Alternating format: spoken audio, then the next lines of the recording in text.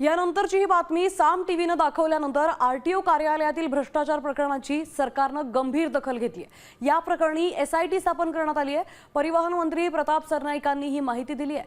भ्रष्टाचार करणाऱ्यांना तुरुंगात टाकण्याचा इशाराही त्यांनी दिला आहे।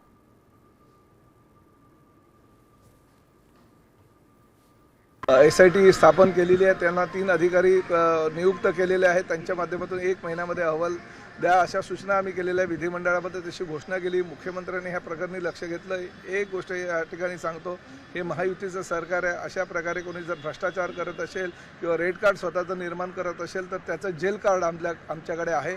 जर कोणी अशा प्रकारे भ्रष्टाचार केला तर त्याला उचलून जेलमध्ये टाकण्याची भूमिका परिवहन मंत्री म्हणून प्रताप सरनाईक यांनी घेतलेली।